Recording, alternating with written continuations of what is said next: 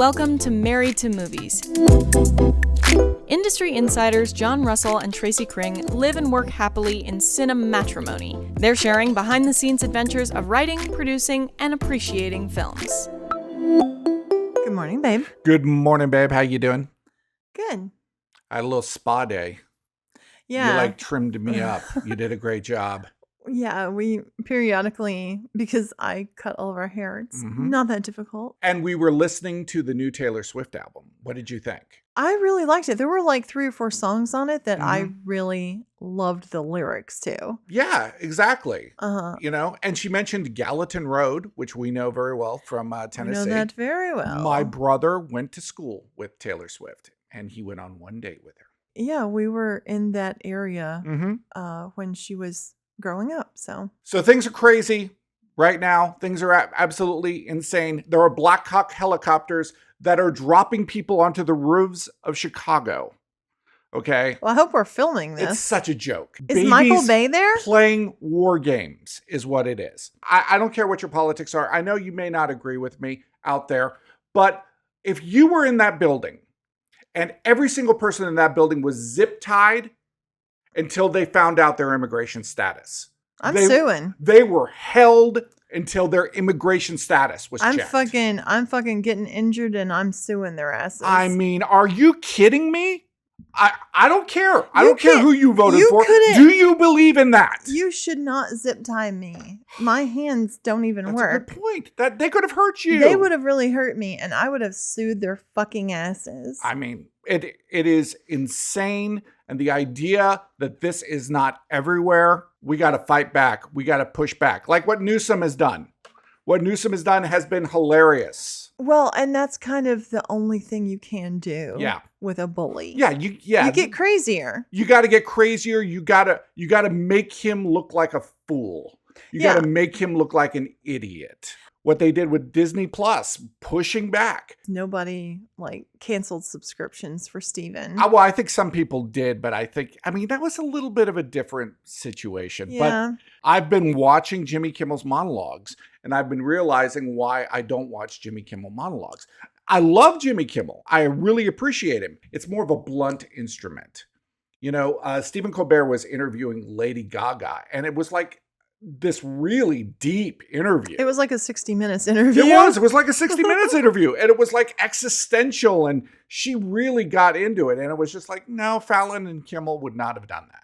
We watched Bring Her Back finally. And it's supposed to be like one of the scariest movies of the year. Weapons and Bring Her Back and Sinners are kind of like the biggest horror movies of this year. They're horror movies. Yes. Okay, but I wouldn't consider them really scary. And that's the question. What is scary? There were definitely parts in Bring Her Back that were just kind of like gross, really, really disturbingly gross. Yes. Like knives and mouths. Knives and mouths. That's gross. Oh, that's rough. I think everybody at some point in school has heard the old wives' tale or the urban legend of the girl who licked the peanut butter off of the knife and cut her tongue. I have not heard that. That's horrific. Bring Her Back had that same woman who's very strange from, is it The Shape of Water? I don't know what she was. The one with the mermaid dude. You're right. I think it was The Shape of Water. Yeah. Yes. She was great at it. She's like the new Amanda Plummer. She is so crazy the kind of in this movie. Beautifully awkward, quirky girl. It's kind of like the evils of foster care. Like what can happen if you get in the wrong foster care situation? It's this pair of writers. They had a bunch of success on YouTube with their horror shorts. And then they did Talk to Me, which was a huge, huge hit. And a movie I actually like better than this one. But Talk to Me kind of loses it towards the end. That's the thing, is that when you kind of look at the plotting of Bring Her Back, it's kind of like Talk to Me, where it's like, it's thin. I don't know if the characters necessarily are full enough that their plot makes much sense. Okay. Like there's a lot of convenience. But there were people that would say that a horror movie doesn't have to make sense. Well, I think that's the thing that's the most scary is the stakes. is that it does make sense that Okay. this person is trying to do this. Why does she want to bring her kid back? Is there deep guilt? Did she actually have a little bit of something to do? Was she overwhelmed with motherhood and she maybe watched her daughter drown instead of helped her? Right. And she's trying to redeem herself and bring her daughter back? I don't know. No, exactly. I don't know. I don't know any of that. There's no complicated thought whatsoever Right. to these characters. Right, exactly. It's like they are a piece on a Monopoly board. that we and are that's moving the around shoe. to, yeah. And that's the hat. One- Everybody has to have something that they want. Right. That's like the rule, Well, right? the one part of the film that was really scary was this VHS tape of The scariest part of right. talk to her or Bring her back. bring her Talk back. to me. Talk to me. Talk to her. And bring her back. Bring her Yeah. back to talk to me. Yes, please. Are they just creating Yeah, a sentence? They're just a long sentence. Yes, exactly. What was I going to say? I don't know what you were going to say, babe. We started this movie called Honey Don't last night, Oh, God. which is Ethan Coen is writing these movies with this other writer, Please this female stop. writer. Please stop. And he wrote one called Drive Away Dolls. Oh, we the watched- scariest thing What? about that movie. No, good God, babe. We're off this now. The scariest thing about Bring Her Back We can't come back to was this. the opening of the film. Okay, the The opening of the film. first scenes of the film were All the right. scariest, All right. where these people are recording with a VHS. And they're doing like something. this culty thing that she's trying to Yeah, it's do like, what herself. is Yeah. happening? And this is a tape that our Right.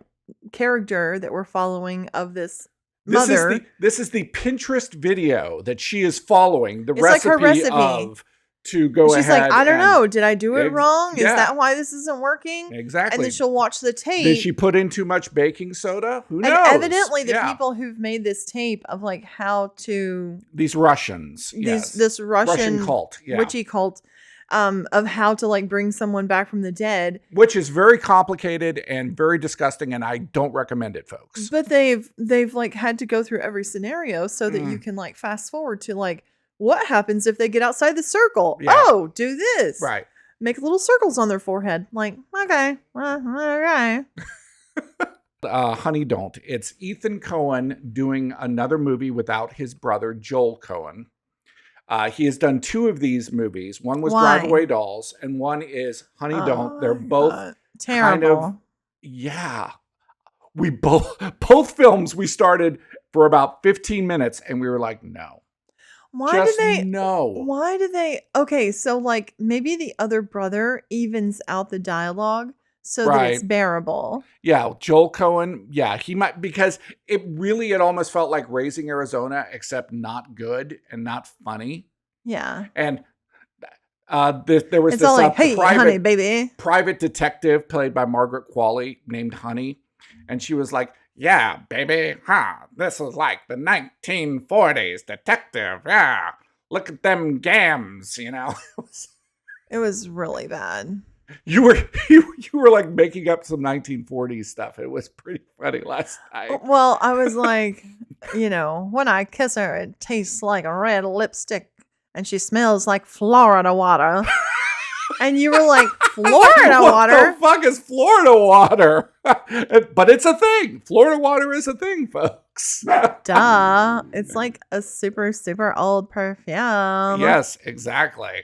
It's like, look at them gams. They go all the way up to the Empire State Building. It's just stupid shit. You're as smart as a plugged nickel, gift wrapped in a $2 bill. Joel and Ethan need to get back together. The Coen Well, brothers. and possibly Whew.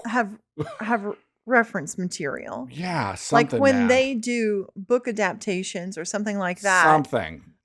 It keeps them on track. That's a good point. They do use a lot of adaptation, but man, they need each other.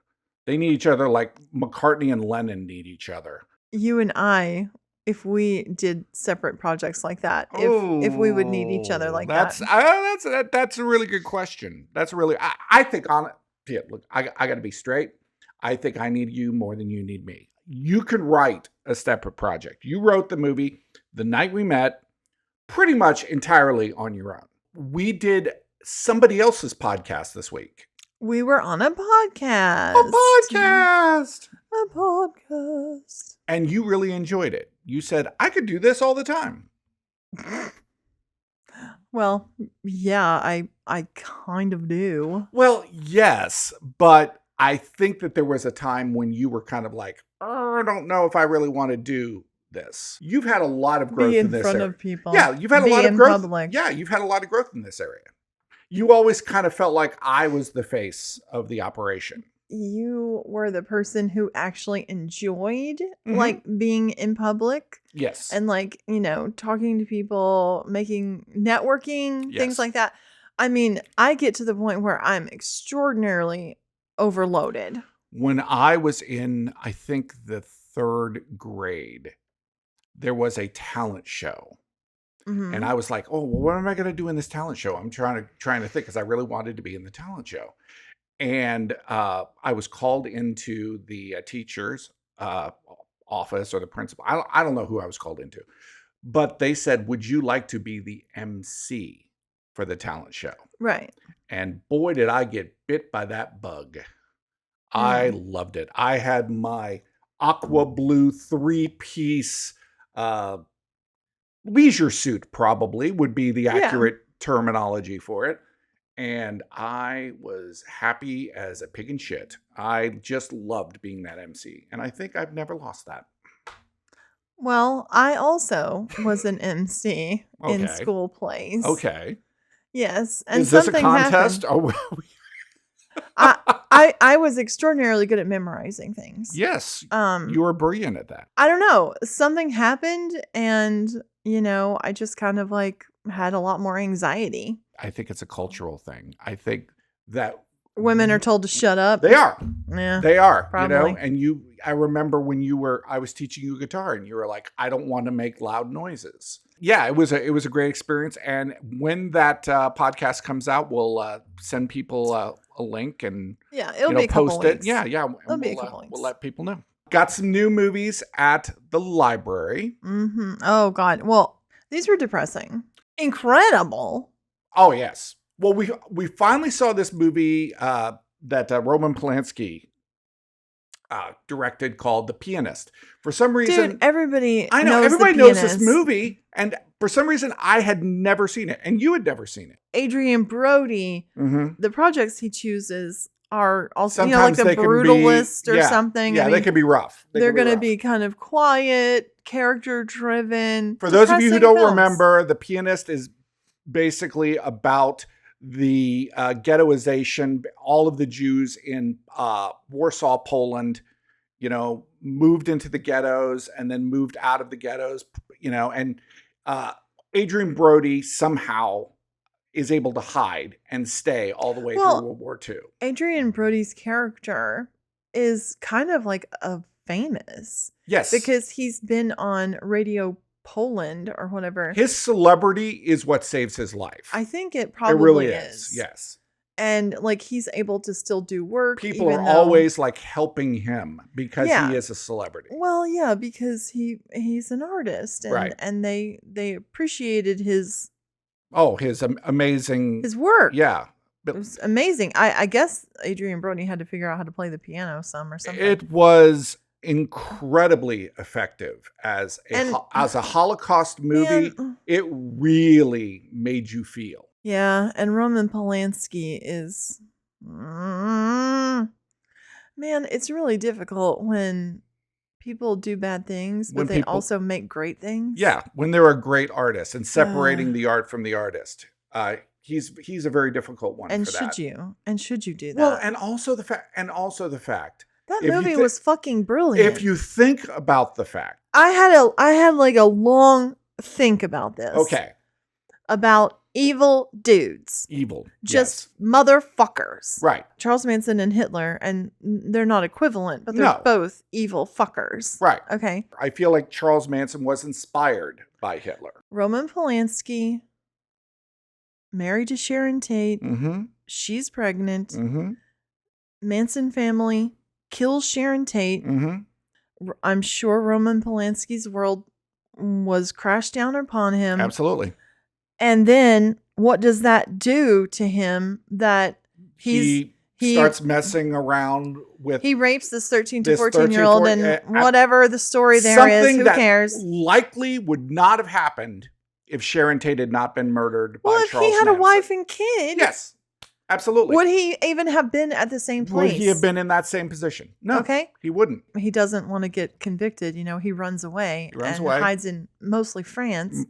And then Continually making movies. But also you're sitting there in France. You're sitting there much closer to, he's got a Polish last name, Well, he's talking about his family too in the movie, in The Pianist. That's what really I got was, here's another evil dude, Hitler, same as Manson in his family, in his life. Okay. And some might say killing his family. But some might say disappearing Polanski them. actually becomes somewhat more of an evil dude with what he did. The way the evil infects is horrible, and the way that it destroys. But also, like, the decent human beings who came into his life. Mm-hmm. I just felt like it was an amazing movie. It's a very important, probably, to see. You have to take it or you have to fight. And it showed both in the film. I appreciated that it showed, what was actually going on at the ground level. Because usually in these kinds of movies, it's not a character. It's a mass of people. It's a big group of people that are experiencing something. And you get an insight into Polanski himself. True. Through that film. And it's a much better performance than Adrian Brody gives in Brutalist. Even though Brutalist is, he's still great. I don't even know how Adrian Brody survived making that movie, honestly. Yeah, it was. And then for some reason, we watched another movie that I had seen like the cover of and heard of called Incident in a Ghostland.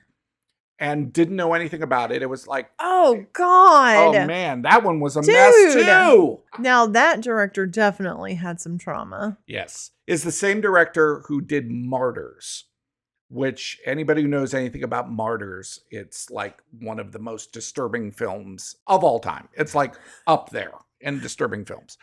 And this movie, man, you know what it kind of reminded me of? It was like a really long Masters of Horror, like Jennifer or Moonface or something rough. Like that. It was rough. It was really rough. And it was weird because it was also fetish.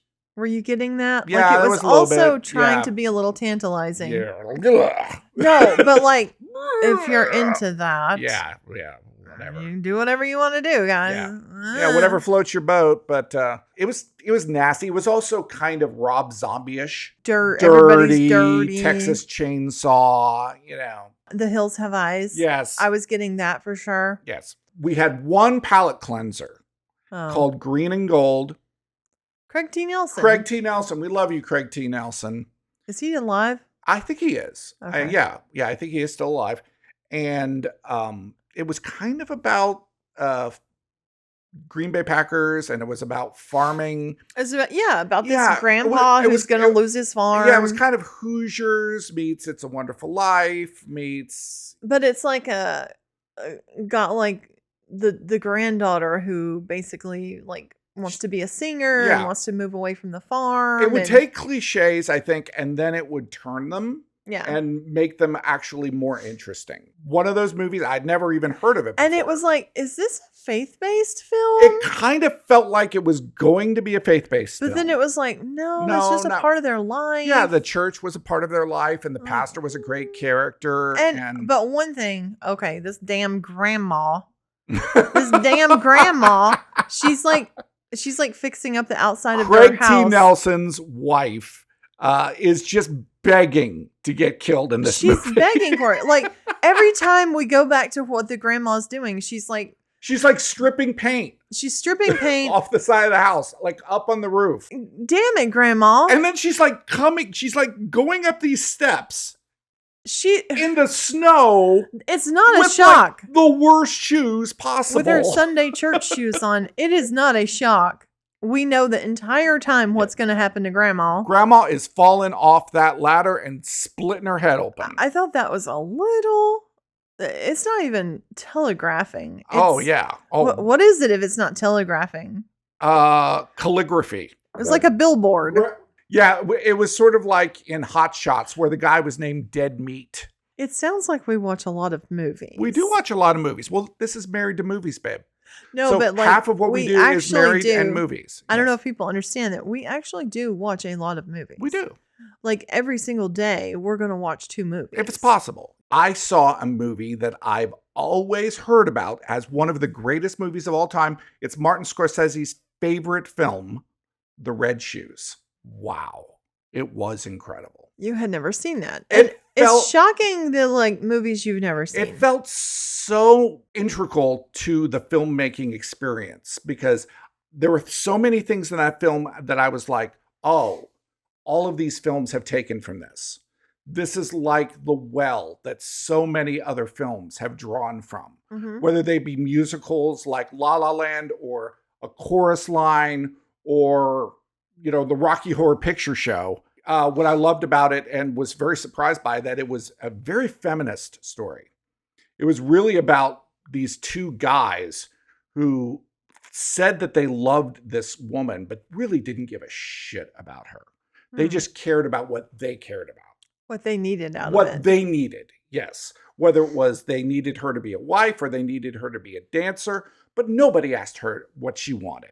There is one character and another in the audience and comes in. Oh my God, that's a great. It's one of the greatest edits I've ever seen. Yeah. Really, really interesting use of mat work. Mm-hmm. I mean, it's just like it's a really good example of a film from that time. And oh my God, it's not a very epic film, but there's so many people crammed into every scene. It's true. It's not like a Gone with the Wind epic. No. But but it's a different kind of epic. Yeah. My God, there's like 500 extras. Well, something like in every scene. Something like Black Swan is just basically a remake of The Red Shoes. Totally. And it's also a film about being hungry, about, wanting, this composer who really wanted to become something and this dancer at the same time and the way that they intersected and eventually destroy each other. Because that does happen a lot in creative relationships. People just destroy each other. I don't know what it is exactly. If it's a situation, if it's an ego, if it's in any relationship, you have to have 2 things. You have to be a fan of the person, whoever you're in the relationship with, and you have to be able to call them down. And both of those things have to be there at all times. I can be a fan of you, or I can call you on your shit. I can call you on your shit, or I could be a fan of you. But everybody has to agree to those terms. Those are the terms. So many situations in my life are a menage a trois. Whoa! They are 3 people. It involves 3 people. Interesting. Like if you have a friend or if you have a business, if you have a edit or if you have so many of my situations are 3 people. Okay. And usually one person goes crazy. Yeah, it can happen. And you also have to be careful that 2 of you aren't ganging up together too much, That's true. I don't know. It's weird. I am super excited and could have binged the entire thing last night. The new Ed Gein. Oh, shit. I didn't know that you were that into it. Are you kidding me? Yeah, it was Ed messed up. Fucking King Edward Theodore Gein. You know more about it than I do. I feel like that's his archetype name. I don't know. Of so many serial killers. Yeah. Ed Gein's work because it's in so many stories and movies. Yeah. Psycho, like Silence of the Lambs. I can make a list of ideas and Texas stories Chainsaw and films. Massacre. I mean, pretty much every single horror film has taken. Every kind Ed of Gein is like the thing. Led Zeppelin of horror. Okay, it's like, or the Beatles of horror. No, I would say Everybody he's like taken. he's like the rhythm and blues. Yeah. He's the one they base Rolling Stones listens to and says, "Hey, we want to be like that." That's the Muddy Waters. Or Elvis Presley listens to that and says, "I want to be like that." Yeah. No, he's the fucking blues. I don't think that you should fetishize Ed Gein this way. No, I know, how but much you love Ed Gein. People are gonna get a weird vibe. It is. He is the weirdest person. And the first shot I saw of him in this show, who's the guy who does all the monster shows? It's Ryan Murphy. Ryan Murphy. Yeah. I mean, the first 10 minutes of that movie are just like, I'm just like, yes, bitch. Yeah, Because Charlie Hunnam from Sons of Anarchy. he's strangling himself on the back of a door. And he kind of talks like this. I love it. And he's wearing his mother's underwear and garter belt and wanking it. What's that called when you do self? Autoerotic asphyxiation. He's wanking it hard. And his mom like opens the door and he falls in the floor and she starts reading the Bible to him and trying to save his soul. And the first time it's the sister, played by the sister from Roseanne. Jackie, yes. Love that. And the whole time I'm just like, ooh, bitch. Because I'm like, once this mama dies, yeah, this shit's is gonna about get to crazy. Fucking shit. Shit's gonna get crazy. Woo! Because bitch had, okay, I think I'm telling the truth here. You Google it. Bitch had this little like story of grave robbers, okay, in a book, right? And he got super into like dead things and grave robbing, okay? He like sleeps out in the graveyard when his mama dies. You're getting so excited about this. But listen to this. Our audience is really worried about you. One of the first things Ed Gein does is fucking stay out there, dig up his mama. He can't leave the graveyard. He's like so attached to her. Digs his mama up, twists her head off, and shrinks her head. Yes. Shrinks his mother's head. Well, we don't know if they're going to show that or not. But I hope they do. Oh my God. Okay. Well, and then, I mean, like a lot of people know about Ed Gein's murders. Right. Okay. Like the things he might have. No, dude. He was freaking going nuts on graveyards, digging people up, bringing them home. All right. He would like be like in the paper, like, oh, a 40-year-old woman died. Boing. That was like Tinder for Ed Gein, man. Yeah, he was like, swipe. What's the good one? Swipe left, swipe right, swipe right. If I could come home tonight and watch the whole thing, I know this is going to be a thing that I continue to watch. I think the dude from Sons of Anarchy. Yes, Charlie Hunnam. Yeah. Killing it. Costume department. Killing it. Oh my God. They must have looked at every single picture. I'm swiping right on this corpse. They had to have looked at every picture of Ed Gein and gotten the hat exactly right. Okay. And the jacket exactly right. Wow. I had no idea you had so much passion about Ed fucking Gein. Okay. Dude, he is the original gangster. I know he is. Yes, serial killer. He is the original. In my opinion, yes, he is the OG. Yes, he is. Okay. I read this story about Steven Spielberg, and he was talking about Schindler's List. What he said was that he would get random calls from his friend Robin Williams, and he would not know when it was going to happen, and it was almost like the worse the day was, the more likely Robin would end up calling him. And all Robin did was just make him laugh. Just busted him up, and it just made... He said that it got him through the shoot, which I thought was really, really incredible. And I've also heard of like Hunter Thompson had these relationships with people where he would call them in the middle of the night. Can you say Hunter Thompson without saying Hunter S. Thompson? When I read about that, about Robin Williams and thinking about Hunter S. Thompson, I was thinking, why am I not doing that? You know, who are the people in my life that I could be connecting with on an ongoing basis and sort of being water in the desert for them? And I thought it was, what a beautiful thing that is, that when somebody looks back on your life, that's something that they think about, that you were that person that was there for them. I actually think about that a lot.